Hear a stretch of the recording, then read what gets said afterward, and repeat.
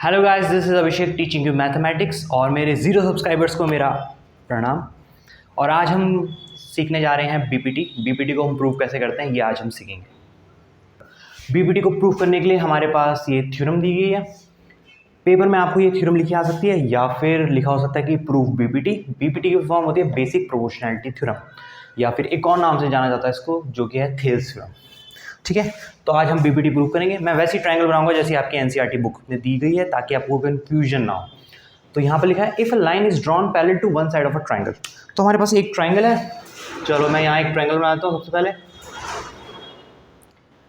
इस ट्रायंगल का नाम है ABC, A, B and C। If a line is drawn parallel to one side of a triangle, एक side को लेते हैं हम ABC की BC, इसके पैरेलल हम एक लाइन ड्रॉ करेंगे जिसका नाम बुक में दिया गया है DE। तो यहाँ पर मैं एक लाइन ड्रॉ करूँगा DE जो कि पैरेलल है मेरी BC के, इसीलिए मैंने 2 एरोज लगा दिए। अब to intersect the other 2 sides in distinct points, यानी कि D AB को इंटरसेक्ट कर रहा है और E AC को इंटरसेक्ट कर रहा है। हमें प्रूफ क्या करना है, the other 2 sides are divided in the same ratio. ये जो AB और AC है ये सेम रेशो में डिवाइडेड है, ये हमें प्रूव करके दिखाना है। तो सबसे पहले मैं यहाँ पर 2 प्रूफ कर देता हूँ, क्योंकि जब हम 2 प्रूफ पता होगा हमें कि क्या करना है तभी हम क्वेश्चन को सॉल्व कर पाएंगे। तो हमें प्रूफ करना है AD upon DB is equal to AE upon EC।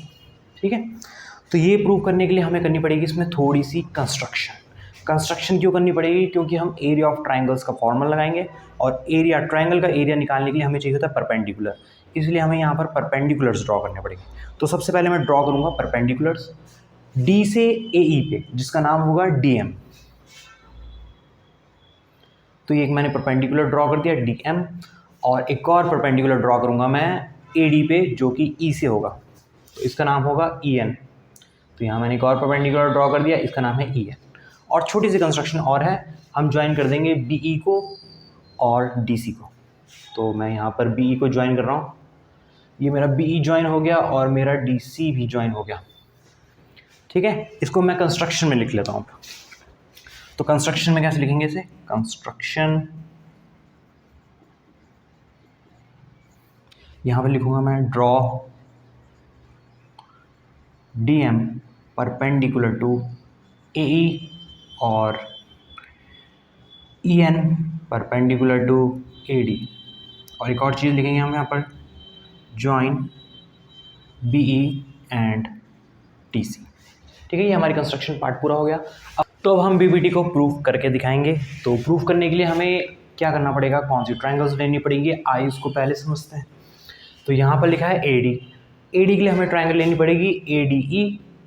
नीचे लिखा है DB के लिए हमें ट्रायंगल लेनी पड़ेगी BDE। इन दोनों ट्रायंगल्स का हम एरिया लेंगे, एरिया को हम डिवाइड करेंगे दोनों ट्रायंगल्स के एरिया को, और ये रेशो हमें मिल जाएगा। सिमिलर काम हम इसकी RHS के लिए भी करेंगे। तो पहले LHS को प्रूफ करते हैं। तो यहाँ लिख देता हूँ मैं प्रूफ। तो सबसे पहले मैंने कौन सी ट्रायंगल कहा, ADE।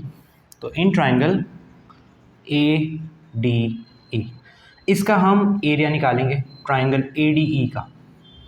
तो एरिया ऑफ ट्रायंगल ADE क्या होगा, half base into height. Base मैं AD को ले रहा हूँ और हाइट मैं NE को ले रहा हूँ। तो बेस हमारा AD हो गया और हाइट हमारी NE हो गया। ऐसा क्यों हुआ है ये मैं आपको समझा देता हूँ। जैसे आपको पता ही होगा पहले से कि एक अगर ट्रायंगल है, इसका नाम है यहाँ पर AD और ऊपर है हमारा E। ठीक है, कोई अगर ऐसी ट्रायंगल है तो अगर मैं बेस AD को ले रहा हूँ तो परपेंडिकुलर भी तो इसके ऊपर आना चाहिए, हाइट भी तो इसके ऊपर आनी चाहिए। तो यहाँ से हाइट आएगी 20 से ऐसी, और जिसका नाम है N, इसीलिए बेस हमारा AD है और हाइट हमारी EN है। ठीक है, तो वह इसलिए यहाँ पर ऐसा लिखा है और इसको डाल देते हैं हम इक्वेशन नंबर 1। अब नीचे लिखा है DB के लिए मैंने बोला था कौन सी ट्रायंगल लेंगे, DBE ट्रायंगल लेंगे हम। DBE ट्रायंगल में हमारा बेस हो जाएगा DB और हाइट हो जाएगी NE। ये अभी समझाता हूँ मैं NE हाइट क्यों होगी, पहले मैं लिख लेता हूँ इन ट्रायंगल DBE। ठीक है, यहाँ लिखेंगे हम एरिया ट्रायंगल DBE का होगा हाफ, बेस हमारा DB है और हाइट हमारी NE है। इसको डाल देते हैं हम इक्वेशन नंबर 2।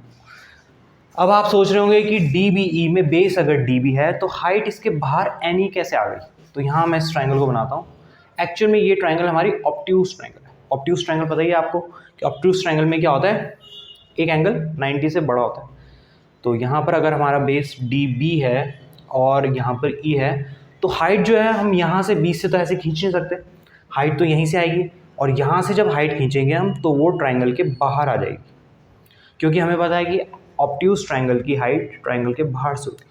तो यहाँ पर हमारा n है, इसीलिए हमारी हाइट क्या है EN और बेस है हमारा DB, तो इसीलिए मैंने वहाँ पर ऐसा लिखा है। अब तो सिंपल आपको पता ही है, इक्वेशन 1 और इक्वेशन 2 को हम डिवाइड कर देंगे तभी तो हमारा AD के नीचे DB आएगा।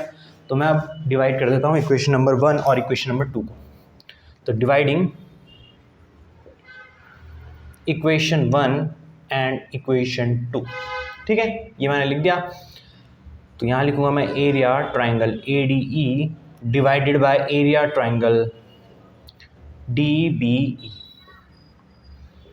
ये होगा half multiply AD into NE। जो इक्वेशन 1 और इक्वेशन 2 में लिखा है वही लिख रहा हूँ मैं इधर, DB मल्टीप्लाई NE। यहाँ पर हमारा हाफ से हाफ और NE से NE कट जाएगा, बचेगा हमारा AD अपॉन DB। इसको मैं डाल देता हूँ इक्वेशन नंबर 3, ठीक है, ये समझ आ रहा है आपको।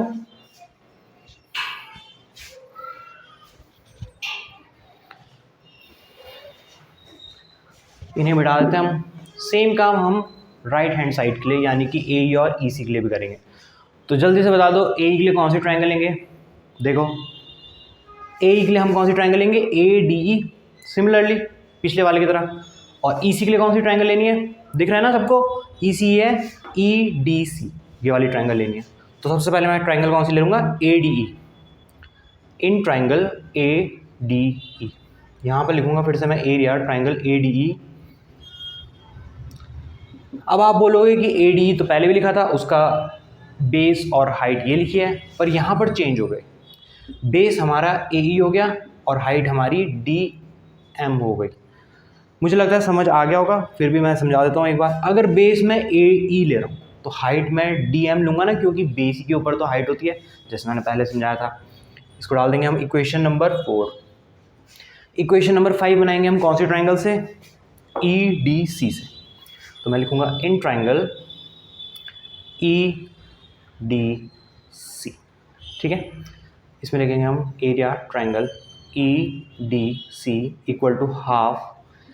जल्दी से बता दो बेस क्या लेना है, क्या लेना है, EC को बेस लेंगे और हाइट कहाँ से होगी, बाहर से, क्योंकि फिर से क्या है ऑब्ट्यूज ट्राइंगल, हाइट हो जाएगी हमारी DM।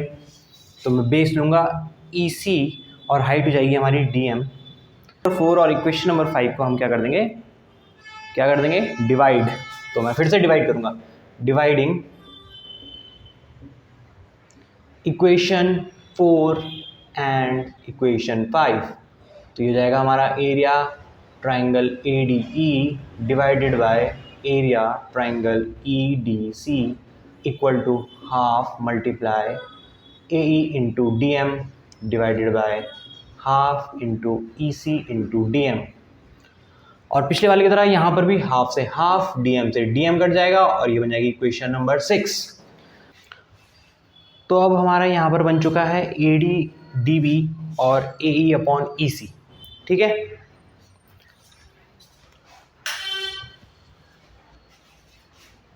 बस अब हमें इक्वेशन नंबर 3 और इक्वेशन नंबर 6 बनाने के लिए लास्ट काम क्या करना है, AD upon DB equal to AE upon EC, ये हमें प्रूव करके दिखाना है।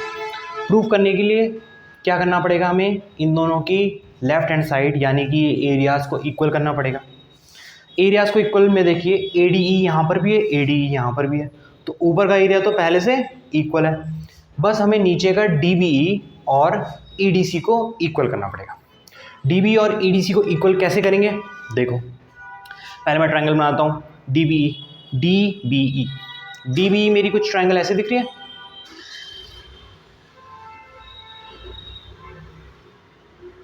ठीक है। दूसरी ट्राइंगल है मेरी EDC मेरी कुछ ऐसे दिख रही है तुम्हें ये, ठीक है।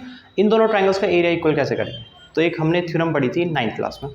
क्या थ्योरम थी, अगर दो ट्राइंगल्स का बेस कॉमन है, जैसे इन दोनों ट्राइंगल्स का बेस है DE, और अगर दोनों ट्राइंगल्स सेम पैरेलल्स के बीच में लाई करती हैं, यानी कि ये वाला पैरेलल और ये वाला पैरेलल, ये दोनों पैरेलल है, शुरू में दिया हुआ था।